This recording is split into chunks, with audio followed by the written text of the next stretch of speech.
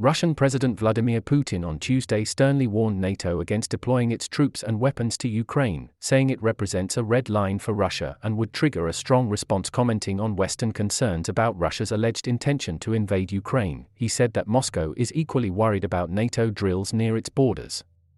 Speaking to participants of an online investment forum, Putin said that NATO's eastward expansion has threatened Russia's core security interests.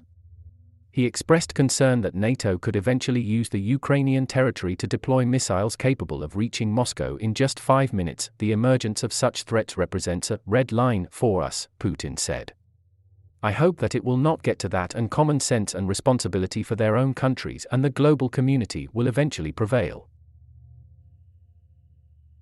He added that Russia has been forced to counter the growing threats by developing new hypersonic weapons. What should we do? Putin said. We would need to develop something similar to target those who threaten us. And we can do that even now. He said a new hypersonic missile that is set to enter service with the Russian Navy early next year would be capable of reaching targets in comparable time. It would also need just 5 minutes to reach those who issue orders, Putin said. The Zircon hypersonic cruise missile, capable of flying at 9 times the speed of sound to a range of 1,000 kilometers, has undergone a series of tests, most recently Monday. Ukrainian and Western officials have expressed worries this month that a Russian military buildup near Ukraine could signal plans by Moscow to invade its ex-Soviet neighbor. NATO foreign ministers warned Russia on Tuesday that any attempt to further destabilize Ukraine would be a costly mistake. The Kremlin has insisted it has no such intention and has accused Ukraine and its Western backers of making the claims to cover up their own allegedly aggressive designs. Russia annexed Ukraine's Crimean Peninsula in 2014 after the country's Kremlin-friendly president was driven from power by mass protests and also threw its weight behind a separatist insurgency that broke out in Ukraine's east.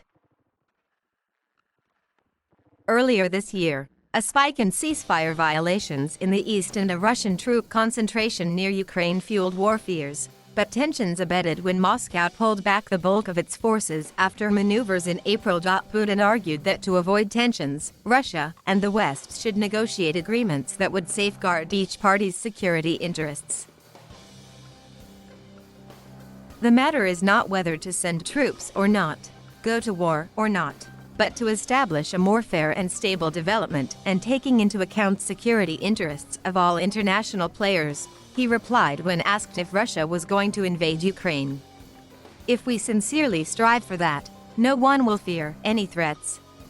The Russian leader noted that Russia has worried about NATO drills near its borders, pointing at a recent exercise that involved U.S. strategic bombers, which carry precision weapons and are capable of carrying nuclear weapons, were flying as close as 20 kilometers to our border, Putin said.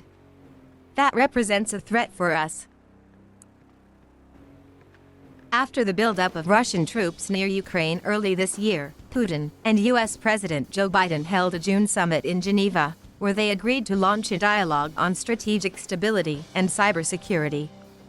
Putin on Tuesday hailed the cybersecurity discussions between Russian and U.S. experts, saying just as with the pandemic, it's necessary to pool efforts to work efficiently. Asked about reports on plans for a Biden-Putin call next month, White House Press Secretary Jen Psaki told reporters Tuesday aboard Air Force One that she doesn't have anything to predict or preview at this point, adding that, obviously, we remain in touch as a follow-up to the summit this summer, at a high level with Russian counterparts. Responding to a question about the threat of a Russian invasion in Ukraine, Psaki said we're deeply concerned about the heightened rhetoric about the reported military build-up on the border. In Russia, when asked about Biden possibly seeking a second term, Putin said he thought that would help political stability in the U.S. The Russian leader drew a parallel with his own re-election plans. Even though Putin hasn't decided yet whether to seek another term before his current one ends in 2024, he said the possibility of him staying on has helped Russia's stability. The 69-year-old president has been in power for more than 2 decades, longer than any other Kremlin leader since Soviet dictator Joseph Stalin. Constitutional amendments approved in 2020 reset Putin's previous term limits, allowing him to run for president 2 more times and hold on to power until 2036. In line with the Constitution, I have the right to get elected to seek a new term, but I haven't yet made up my mind whether to do it or not, Putin said. But the very existence of that right already stabilizes the domestic political situation. Asked about China's nuclear buildup, Putin said that Russia isn't worried about it, adding that close ties between Moscow and Beijing are a major factor of global stability.